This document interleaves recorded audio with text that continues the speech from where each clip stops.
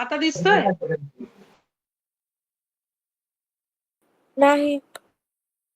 Okay, ठीक आहे. Just a minute, I will share the screen. Okay, सगळ्यांना स्क्रीनवर काय दिसतंय? कोण रीड करेल? Pythagoras theorem ma'am. Pythagoras theorem.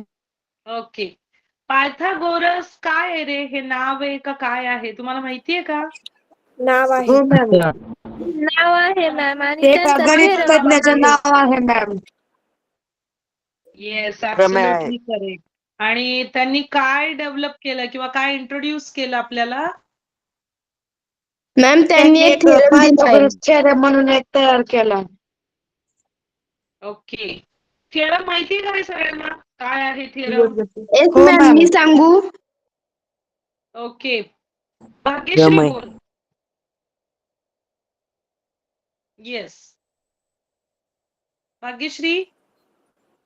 Yes ma'am. बोल. Base square plus height square is equal to hypotenuse square हा पायथागोरस थेरम आहे. ओके, तर हा सगळ्या त्रिकोणांसाठी असतो का रे? नो मॅम, नाही तो मॅम, फक्त राईट राईट अँगल अँगल साठी ट्रायंगल फक्त. असतो. Yes, absolutely correct. म्हणजे आपल्याला पहिल्यांदा विचार करावा लागेल तो राईट अँगल ट्रायंगल. आता तुम्हाला स्क्रीनवर दिसत असेल बघा, पायथागोरस थेरम हा टायटल दिलेला आहे आणि त्याच्या अंडर काय दिले बघा, in a right angle triangle. म्हणजे फर्स्ट कंडिशन तुमची ही आहे की तो ट्रायंगल हा राईट अँगल ट्रायंगल असला पाहिजे. म्हणजे काय? इट शुड बी काटकोन त्रिकोण. येस, म्हणजेच काय, त्या त्रिकोणामध्ये जे दोन कोन आहेत ते लघुकोन म्हणजे काय, अक्यूट अँगल असले पाहिजेत. आणि एक जो कोन आहे म्हणजे अँगल आहे तो एक्झॅक्टली 90 डिग्री पाहिजे. ओके, तरच आपण त्या त्रिकोणाला काय कन्सिडर करू शकतो? Right अँगल्ड triangle. ओके, तर ज्यावेळी असा राईट अँगल ट्रायंगल असेल त्यावेळी जी हायपोटेनियस असते, आता इथे जी स्क्रीनवर तुम्हाला जी आकृती दिसते ती काय आहे? पी क्यू आर असा एक त्रिकोण आहे. इथं कोणता त्रिकोण दिलाय बघा? P Q R. आता यामध्ये क्यू या व्हर्टेक्स जवळ 90 डिग्री अँगल मिळालेला आहे. इथे काय आहे? 90 डिग्री. येस, म्हणून त्रिकोणाचं नाव लिहिताना आपण कसं लिहिणार? त्रिकोण पी क्यू आर. याचा अर्थ क्यू या व्हर्टेक्स जवळ 90 डिग्री अँगल आहे. तर असं जेव्हा असतं त्यावेळी इथे काय दिले, आता पुढे बघा, द स्क्वेअर ऑफ हायपोटेनियस. आता ज्या काटकोन जिथे बनलाय त्याची अपोजिट साइड म्हणजे त्याची विरुद्ध बाजू, याला आपण कर्ण म्हणतो मराठीमध्ये. इंग्लिशमध्ये त्याला हायपोटेनियस असं म्हणतो. ओके, तर याच्या अपोजिट साइडला कन्सिडर करायचं. मग आता पी आर हा झाला तुमचा हायपोटेनियस. मग याचा स्क्वेअर म्हणजे पी आर ची जी काही लेंथ असेल त्याचा square is equal to the sum of the squares of remaining two sides. म्हणजे याचा स्क्वेअर बरोबर काय असणार आहे तुमचा? इतर ज्या दोन बाजू आहेत आर क्यू आणि पी क्यू या दोन बाजूंच्या वर्गांची बेरीज. सम ऑफ देअर स्क्वेअर्स म्हणजे जे स्क्वेअर तुम्ही करणार आहात दोन इतर बाजूंचे, त्या स्क्वेअर्सची ऍडिशन म्हणजेच हायपोटेनियसचा वर्ग. समजलं? Yes ma'am. हो मॅम. Yes ma'am. तर आता इथे दिलेल्या स्क्रीन मध्ये आपण असं स्टेटमेंट लिहू शकतो की P R square is equal to P Q square plus Q R square. Okay, तर आता त्यांनी इथे काय दिले बघा, पुन्हा खाली स्क्रीनवर काय दिलंय की length P Q Q R and P R of triangle P Q R can also be shown by letters R P and Q. म्हणजे तुम्ही याला इथे क्यू सिंबल देऊ शकता, सिंबल नाही सॉरी लेटर देऊ शकता क्यू, इथे पी आणि इथे आर. म्हणजे दोन ज्या आपण बाजूंची नावं घेताना दोन व्हर्टेक्स यूज करतो त्याच्याऐवजी तुम्ही कोणतेही एक लेटर दिलं, त्या बाजूला एक लेटर कन्सिडर केलं, तर तुम्ही याला जर क्यू दिला, याला पी दिला आणि याला आर दिला, तर तुम्ही स्टेटमेंट अशा प्रकारे लिहू शकता बघा, Q square is equal to P square plus R square. Okay, समजलं पायथागोरस थिअरम म्हणजे काय असतो ते? Yes ma'am. ओके, मला सांगा पायथागोरसचा थिअरम आपण आपल्या डेली लाईफ मध्ये कुठे वापरू शकतो रे?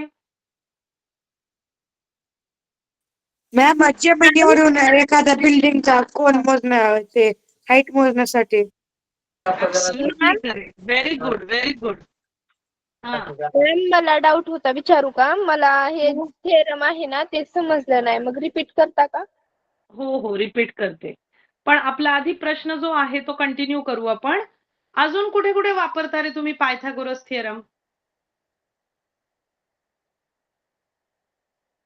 कोणीतरी एक आन्सर सांगितलं ते एक्झॅक्ट करेक्ट आन्सर आहे. अजून व्हेरी गुड मॅम ते अनुष्का. त्रिकूट खांबाची काढण्यासाठी. नांदी.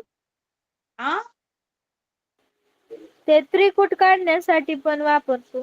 हा ट्रिपलेट काढण्यासाठी नाही, पण ते करेक्ट आहे तुझं. म्हणजे जो आपला नेक्स्ट पॉइंट आहे तो तोच आहे की पायथागोरन ट्रिपलेट म्हणजे त्रिकूट. ते करेक्ट आहे, पण याचा तुम्ही रोजच्या आयुष्यात कुठं वापर करता? हा मी क्वेश्चन विचारला होता. अनुष्काने पण उत्तर करेक्ट दिलं आणि अजून कोणीतरी उत्तर दिलं करेक्ट. Very good. पण मग काय असेल सांगा?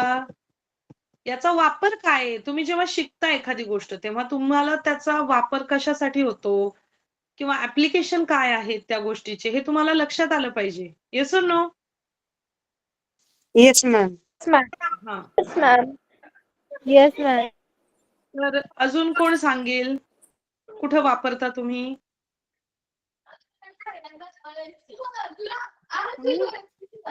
मॅम एखाद्या बिल्डिंगला जर ते शिडी चिटकवली असेल तर त्या शिडीची लांबी पण काढण्यासाठी. कशाची? शिडीची लांबी. Okay okay, very good very good. अजून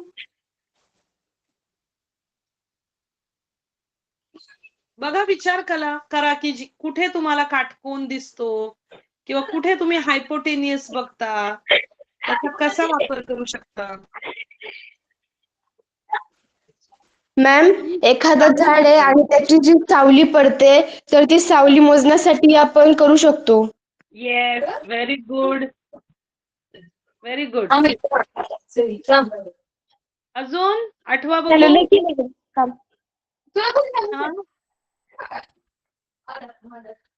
एनीबडी?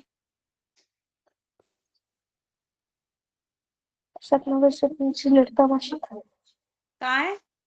हा. अजून कोणी ट्राय करेल का रे? आन्सर देण्यासाठी प्रयत्न कराल? समृद्धी तू सांगशील?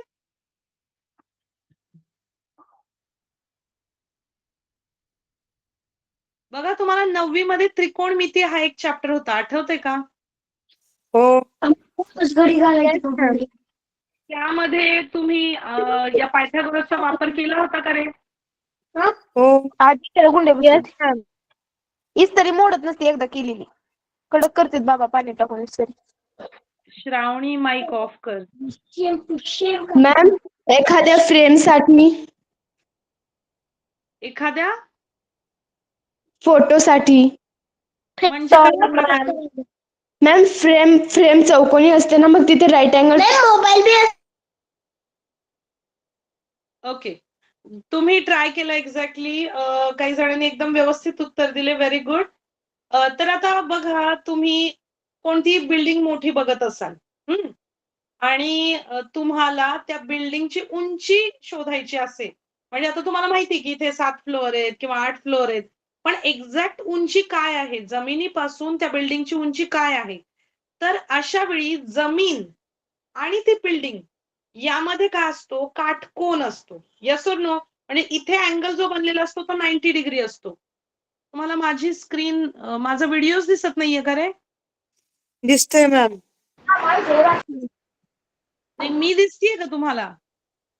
हो. Okay. No ma'am.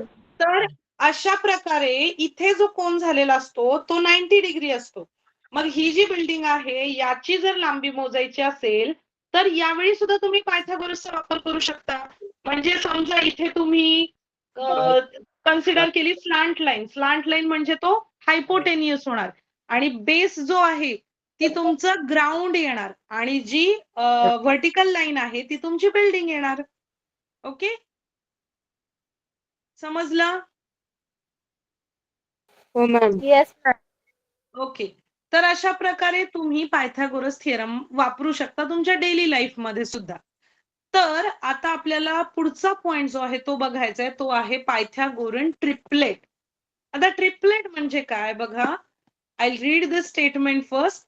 In a triplet of natural numbers, if the square of the largest number is equal to the sum of the squares of the remaining two numbers, then the triplet is called Pythagorean triplet. याचा अर्थ काय की triplet मधले तीनही number हे natural number पाहिजेत. आता natural number म्हणजे काय रे? What do you mean by natural number? नैसर्गिक संख्या. नैसर्गिक Yes. संख्या. नैसर्गिक संख्या. Yes, absolutely correct. पण मग नैसर्गिक संख्येमध्ये कोणकोणत्या संख्या येतात? 1 पासून सुरुवात होणाऱ्या संख्या. येस, व्हेरी गुड समृद्धी. म्हणजे 1 onwards whatever the numbers are there, we can call that number as natural numbers. Okay, म्हणजे त्या ट्रिपलेट मध्ये कोणताही निगेटिव्ह नंबर आपल्याला घ्यायचा नाही, कारण natural number doesn't contains that negative numbers. आणि झिरो पण आपण घेऊ शकत नाही, कारण नॅचरल नंबर मध्ये झिरो हा नंबर नसतो. झिरो हा नंबर कोणत्या संख्येमध्ये असतो रे? झिरो हा नंबर कोणत्या संख्येमध्ये असतो? पूर्ण संख्या. Yes, very good. Whole number. English मध्ये त्याला होल नंबर, मराठीमध्ये पूर्ण संख्या म्हणतो आपण. पूर्ण संख्या. इथे नॅचरल नंबर दिलेत म्हणजे ट्रिपलेट मध्ये कोणताही नंबर शून्य नसतो आणि कोणताही नंबर निगेटिव्ह नसतो. म्हणजे ऍब्सोल्युटली सगळे पॉझिटिव्ह नंबर्स आणि नॅचरल नंबर्स असतात. मग अशा वेळी जो मोठा नंबर आहे म्हणजे जो लार्जेस्ट नंबर आहे त्याचा स्क्वेअर जर इतर दोन छोट्या नंबरच्या स्क्वेअर्सच्या ऍडिशन इतका येत असेल तर त्या 3 नंबरला आपण कन्सिडर करू शकतो पायथागोरन ट्रिपलेट. समजलं? Pythagorean triplet means what? Yes ma'am. Okay, तर तुमच्या स्क्रीनवर दिसत असेल तुम्हाला की पहिलं एक्झाम्पल दिलंय ट्रिपलेट मध्ये 11, 60 आणि 61. तर जर आपल्याला चेक करायचंय की whether this is Pythagorean triplet or not, so what we have to do, we have to first select the largest number. So which is the largest number from these three numbers? 61. Yes, so we have to do first square of 61 and then we will check whether 11 square plus 60 square, that addition is same as 61 square or not. And if it is same, then we can consider that 3 numbers as triplet. ठीक आहे, तर मग आपण काय करणार? पहिल्यांदा 61 चा square करणार. तुम्हाला मी एक ट्रिक सांगितली होती, तुम्हाला आठवते का? लास्ट टाइम पण मी मॅथ्स जेव्हा घेतलं होतं तुमचं त्यावेळी कोणत्याही 2 नंबरचा स्क्वेअर करण्याची ट्रिक मी सांगितली होती. कोणाला आठवतीये का रे? आठवतीये का? येस नो काहीतरी बोला. मॅम तुम्ही काय विचारलं? मी असं तुम्हाला विचारलं की आता इथे आपल्याला स्क्वेअर करायचं, येस नो? कुठलेही ते 3 नंबर देतील आणि आपल्याला चेक करण्यासाठी त्याचा स्क्वेअर काढावा लागेल. तर लास्ट इयर जे ऑनलाईन क्लासला जॉईन होते, मी ना स्क्वेअर काढण्याची एक ट्रिक दिली होती, 2 डिजिट नंबर्सचा स्क्वेअर काढण्याची. तर ती मी शिकवली होती, तर कोणाला आठवतीये का? I think ma'am Anushka, sorry मी 9th ऑनलाईन क्लास करत नव्हती. ओके, श्रावणी, अनुष्का, तू आय थिंक होत्या ना क्लासला तुम्ही दोघी? मॅम होतो परंतु मला आठवत नाहीये. ओके, बाकी कोणाला आठवतंय? अनुष्का? मॅम मुझे आठव रहा है. आठव रहा है? याद आ रहा है बोलना, ठीक है? हिंदी में क्या बोलते हैं आप? याद आ रहा है. हा भाग्यश्री बोल, काय आठवतंय तुला?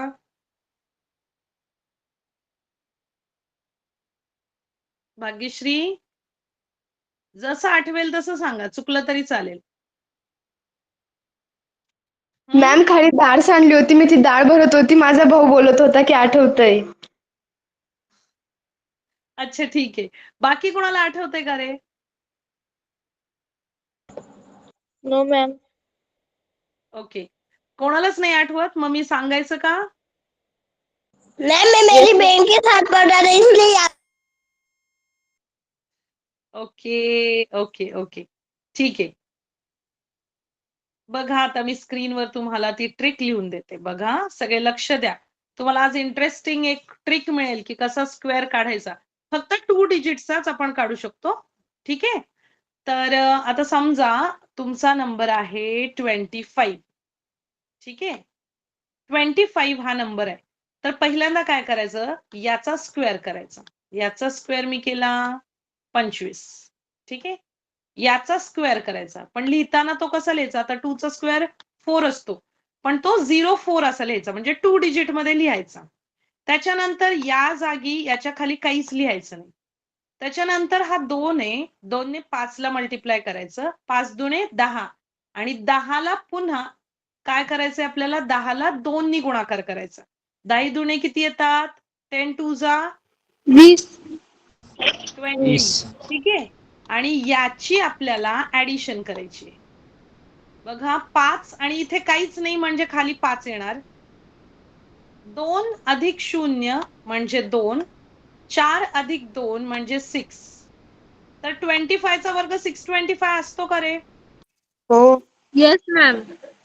येस. म्हणजे तुम्हाला 2 डिजिट नंबरचा स्क्वेअर काढायचं कळालं का ट्रिक? मॅम अजून एक माझ्याकडे एक ट्रिक आहे. ओके. आणि अजून एक ट्रिक आहे की ज्या नंबरचा लास्ट डिजिट 5 असतो त्याच्यासाठी पण एकदम इझी ट्रिक आहे. आता जो नंबर आहे त्यालाच आपण कन्सिडर करू. ज्यावेळी लास्ट डिजिट 5 असतो त्यावेळी काय करायचं, याचा स्क्वेअर करून घ्यायचा. मी केलं इथं स्क्वेअर 25 आणि इकडे जो नंबर असतो लेफ्ट हँड साइडला त्याचा नेक्स्ट नंबर जो असतो त्या दोघांची मल्टिप्लिकेशन करायची. म्हणजे 2च्या पुढे 3 असतो. 3 टू जा 6 आणि डायरेक्टली तुम्हाला आन्सर मिळतं 625. हे फक्त कधी अप्लाय होतं? ज्यावेळी लास्ट डिजिट म्हणजे युनिट प्लेस मध्ये जो डिजिट आहे त्याचा नंबर 5 असेल तर आणि तरच ही ट्रिक वापरू शकता. आणि जी ही पहिली ट्रिक सांगितली होती ती तुम्ही कोणत्याही 2 डिजिटच्या नंबरचा स्क्वेअर करण्यासाठी वापरू शकता. समजल्या 2 वेगवेगळ्या ट्रिक? हो मॅम. आता तुम्ही कोणताही 2 डिजिटचा नंबर द्या. आपण पहिल्या ट्रिक नुसार त्याचा आन्सर शोधू आणि मग तुम्ही चेक करा की आपण सोडवलेलं करेक्ट आहे की नाही. ठीक आहे. रेडी? हो. सांगा. तुम्ही सांगा. कोणताही एक नंबर सांगा. Ma'am 37. Okay. 37, we are going to take that number. So first trick is what? Do the square of this number. So 7 square is? You have to speak. 7 square is what? 49. 49. 3 square? 9. 9. पण आपल्याला कसा लिहायचा आहे? 2 डिजिटच्या form मध्ये. ठीक आहे. आता याच्या जागी येस काहीच मॅम. घ्यायचं नाहीये आपल्याला. ठीक आहे. मग मी क्रॉस केलं. मॅम हा. मॅम आता ना तिथं आपण 3चा वर्ग 9 घेतलाय. मग ते 2 डिजिट मध्ये घ्यायचं होतं म्हणून आपण त्याच्या अगोदर 0 लावलं. येस. परंतु जर आपल्याला तिथं 4चा वर्ग घ्यायचा असेल तर 4 × 16 एवढंच घ्यावं लागेल. येस. मग इथं 16च येणार. 2 डिजिट मध्येच येतो तो हा स्क्वेअर. Yes ma'am. येस. आता हा बघा याच्या पुढची स्टेप काय आहे? इथे आपल्याला काहीच करायचं नसतं. पुन्हा हे जे 2 नंबर आहेत त्याचा गुणाकार करा. 7 3 जा 21. आणि 21 ला 2 ने 21. मल्टिप्लाय करायचं म्हणजे किती येणार? 42. येस. म्हणजे मी इथे 45. लिहिले 42 आणि याची ऍडिशन करायची. 9 plus nothing means 9. 4 plus 2 that is 6. 1369. 9 आणि 4 13 येणार. म्हणजे 1369 हा झाला स्क्वेअर तुमच्या 37 या नंबरचा. आता तुम्ही सांगा whether it is correct or wrong?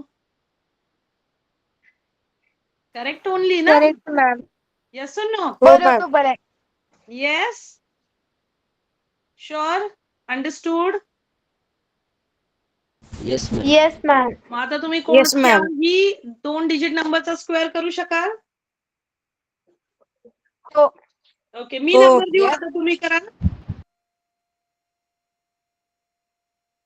Me number दिला तर तुम्ही कराल का आता? येस हो मॅम. मॅम. ओके, आता माझा नंबर आहे सपोज 98 माझा नंबर आहे. चला सगळे स्टार्ट करा सॉल्व्ह करायला. आणि नंतर मी स्क्रीनवर सॉल्व्ह करणार आणि तुम्ही तुमचा आन्सर चेक करायचं. आधी हँड रेज करा तुमचा आन्सर झाल्यावर.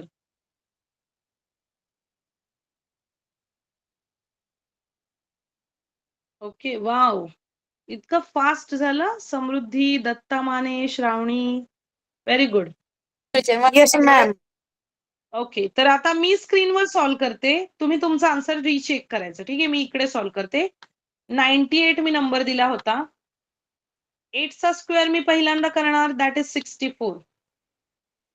त्याच्यानंतर 9 चा स्क्वेअर करणार, दॅट इज, सांगा, 81. 81. या ठिकाणी मला काहीच करायचं नाहीये. त्याच्यानंतर 9 8 जा 72. 72 आणि 72 2 जा 144. ओके, आणि याची ऍडिशन म्हणजे इथे येणार 4, इथे येणार 10 1 कॅरी, इथे येणार 6 आणि इथे येणार 9. म्हणजे तुमचं उत्तर आलं पाहिजे 9604. किती मुलांचं मॅम, आलं उत्तर. correct आलं? आलं उत्तर. आलं मॅम. Okay, very good. बाकीच्यांचं आलं का रे? बाकी बोलत नाहीये, 4-5 जणच बोलतायत. खुशी, कुसुम, निकिता, येस मॅम आलं. भक्ती, अभिषेक, तुमचं आन्सर करेक्ट आलं का? Yes ma'am. Yes, ma'am. Saniya, you got it? Yes ma'am. मला ना हे समजलं नाही, तुम्ही तेव्हा म्हणजे 98 लिहिले आणि त्याच्या खालची संख्या लिहिली ना, मग 144 कसं आलं? 144 म्हणजे बघ, मी दुसऱ्या ज्या स्टेपला काय सांगितलं होतं, की जे 2 नंबर दिलेले आहेत, म्हणजे आता इथे 98 नंबर दिलाय, त्या दोघांची मल्टिप्लिकेशन करायची आणि त्याला 2 ने गुणायचे. जसं मी इथे, जस्ट अ मिनिट, आता बघ, इथे 25च्या वेळी काय केलं होतं, इथे काहीच केलं नाही. जसं इथं मी काहीच केलं नाही किंवा इथे काहीच केलं नाही. आता या दोघांचा गुणाकार केला होता, म्हणजे 5 2 जा 10, आणि जो तो गुणाकार आहे त्याला 2 ने गुणलं होतं पुन्हा, म्हणजे 10 2 जा 20, म्हणून इथं 20 आले. तसंच इथं 9 8 जा 72 आणि 72 ला जर तू 2 ने मल्टिप्लाय केलं तर आन्सर काय येतं, 2 2 जा 4 आणि 7 2 जा 14, म्हणून आपलं इथं जे उत्तर आलं ते 144 आलं. आता समजलं? येस मॅम, समजलं. ओके. मग आता आपल्याला मॅम 41 येत नाही मला. कशाचं? 41चं मी मनानं उदाहरण घेतलं होतं पण येईना झाले. ओके ओके ओके ओके, म्हणजे तुला डाऊट आहे 41चं आहे की नाही. ठीक आहे, मी इथे सॉल्व्ह करते, लक्ष दे. 41 ला आपल्याला पहिल्यांदा याचा स्क्वेअर करावा लागेल, पण इथे अशी गंमत आहे की याचा स्क्वेअर एक अंकी आला, पण आपल्याला 2 डिजिट मध्ये लिहायचंय. मग आपण लिहिणार कसं, 0 1 1 0 नाही लिहिणार. 1 0 लिहिला तर तो 10 होईल. मग 1 चा वर्ग 1, पण लिहिताना 0 1 लिहायचं. आता 4 चा वर्ग 16. त्याच्यानंतर इथे काहीच नाही घ्यायचं. 4 1 जा 4 आणि त्याला 2 ने मल्टिप्लाय करायचं, म्हणजे 4 2 जा 8.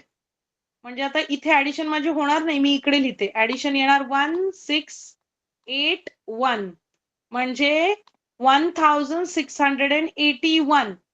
आलं का आता बरोबर? येस मॅम आले. मॅम, ओके स्क्वेअर काढण्याची ना माझ्याकडे एक दुसरी पद्धत आहे. ओके, सांग भाग्यश्री, कोणती पद्धत आहे?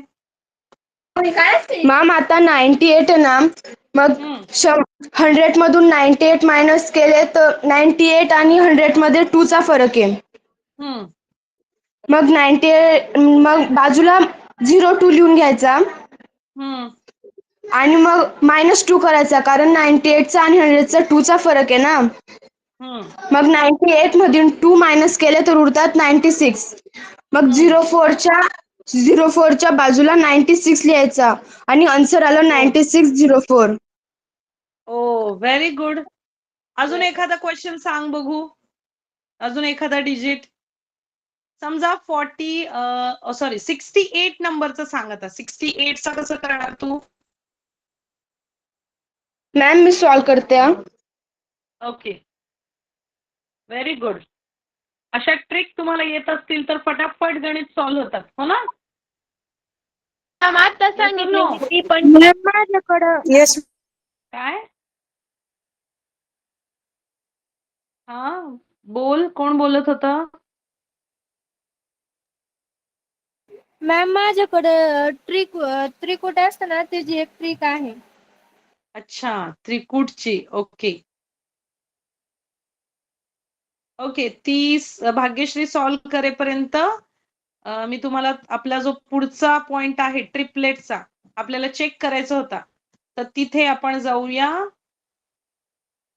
बघा आता स्क्रीनवर तुम्हाला ट्रिपलेटला एक्झाम्पल घेतलं होतं त्यांनी 61. आता त्यांनी 61 चा स्क्वेअर शोधला, त्यावेळी त्यांना आन्सर मिळालं 1371 आणि त्यांनी 11 चा स्क्वेअर केला 121, 60 चा स्क्वेअर आला 3600 आणि या दोघांच्या स्क्वेअरची बेरीज ही तिसऱ्या नंबरच्या स्क्वेअर एवढी येते, म्हणून 11, 60 and 61 we can consider as a Pythagorean triplet.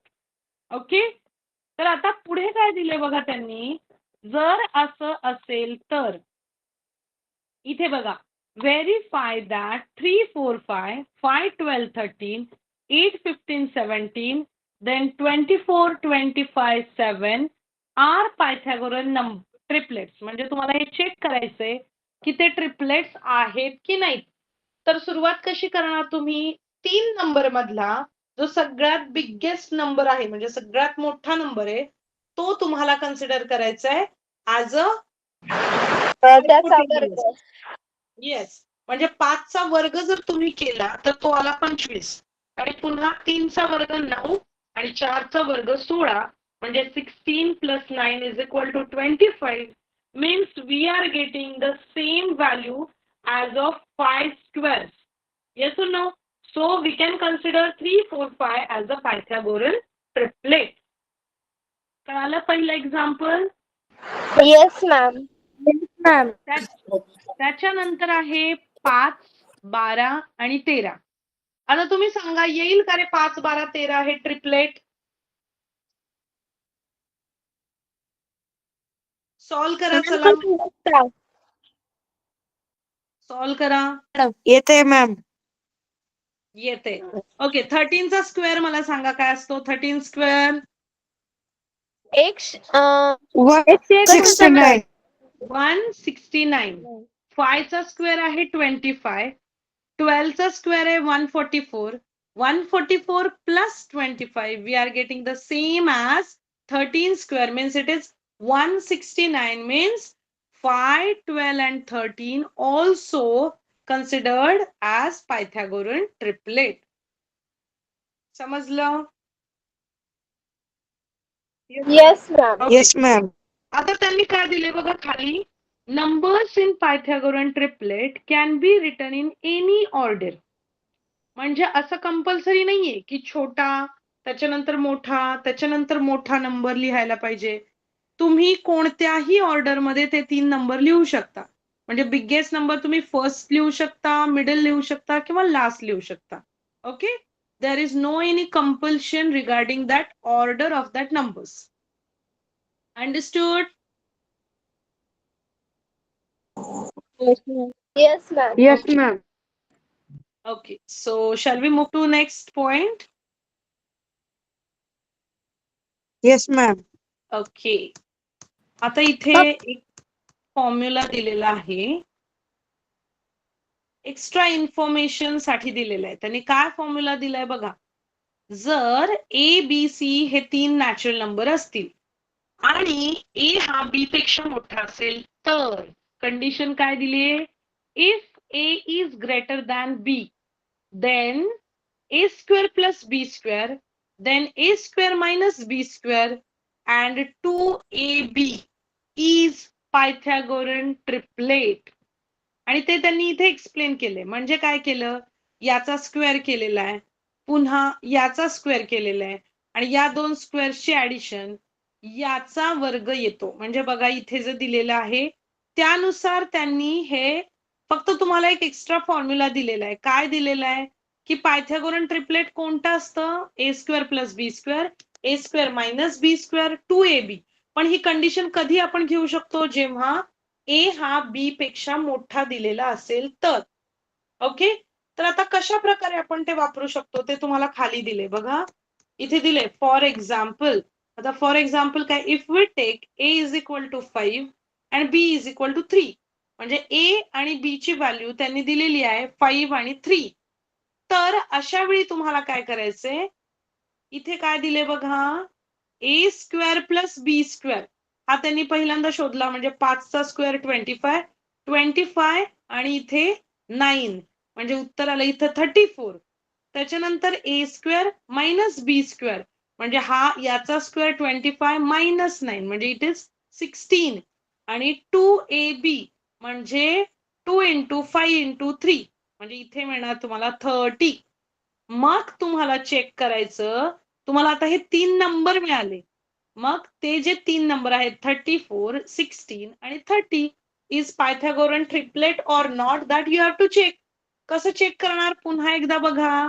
मोठा नंबर आहे 34, 34चा स्क्वेअर करायचा आणि जर 16चा स्क्वेअर आणि 30चा स्क्वेअर याची ऍडिशन जर सेम आली तर आपण त्याला ट्रिपलेट कन्सिडर करू शकतो. पॉइंट समजलं का? समजला का? Yes ma'am. Yes ma'am. Okay, तर पुढचा पॉइंट बघायचा आपण. Yes ma'am. Yes ma'am. Okay, पुढचा थोडा वेगळा पॉइंट आहे. थोडा तुम्हाला आधीचा जर सिलेबस तुम्हाला आठवत असेल तर लक्षात येईल की अँगल्स जे आहेत होतं हे गणित 9वी मध्ये बी होतं. हा, म्हणूनच म्हटलं हे तुम्हाला आठवतंय का बघा. जे अँगल फॉर्मॅट नुसार म्हणजे 30, 60, 90, 45, 45, 90 तुमच्या कंपास मध्ये याच्या रिलेटेड काय असतं रे? मॅम पट्ट्या. काय असतं मराठीत, काय म्हणता रे तुम्ही त्याला? ते जे असं असतं 30, 90, 60चा अँगल बनलेला एक त्रिकोण असतो आणि एक 45, 45, 90 बनलेला एक त्रिकोण असतो. त्याला गुणा. मराठीत काय? गुणा. प्रोटेक्टर. येस येस, गुणा म्हणतात मराठीमध्ये त्याला.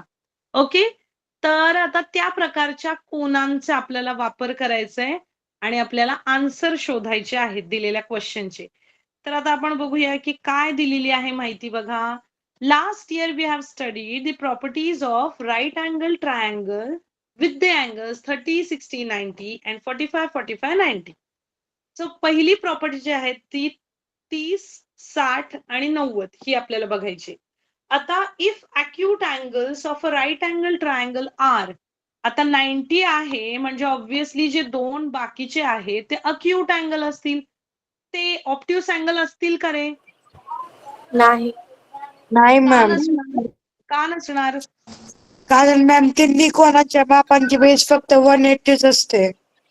Very good, very good. कारण त्रिकोणाचा कोनांचा अंतर जे कोन असतात त्याचा हा गुणधर्म आहे की ते जे अंतर 3 कोन आहेत त्यांच्या मापांची बेरीज ही 180 डिग्रीच असते. It is compulsory. Means what? It is angles sum property. What is that? That 3 angles addition should be always 180 degree. ठीक आहे, म्हणूनच जर राईट अँगल ट्रायंगल असेल तिथे एक 90 असेल तर राहिलेले जे दोन आहेत ते ऑब्व्हियसली त्याची ऍडिशन ही 90च असली पाहिजे. म्हणूनच ते अक्यूट अँगल आहेत, म्हणजे लघु कोन आहेत. जेव्हा एक अँगल हा काटकोन असतो, इतर दोनही कोन हे लघु कोन असतात. समजलं? Yes ma'am. Yes ma'am. Yes ma'am. Okay, yes तर आता असं ज्यावेळी असतं त्यावेळी त्यांनी काही किंमत दिलेल्या आहेत बघा. इथे मी तुम्हाला थोडी आकृती दाखवल्यानंतर लक्षात येईल. इथे काय दिले बघा, हा अँगल 90 आहे, इथे 30 घेतलाय, इथे 60 घेतलाय. ठीक आहे. आता जसं की यांनी दिले, then the side opposite to 30-degree angle is half of the hypotenuse and the side opposite of 60-degree angle is √3/2 times the hypotenuse. आता हे त्यांनी काय दिले, जो अँगल 30 जो आहे त्याच्या अपोजिट साइड जी आहे ती काय असते, अँगल 30 च्या opposite side is half of the hypotenuse. जो काही हायपोटेनियस असेल त्याच्या हाफ आहे. मग आता त्यासाठी त्यांनी हायपोटेनिसची लेंथ देणं गरजेचं आहे. म्हणजे इथे काय माहिती दिली आहे बघा, या फिगर मध्ये L30, N60, M90.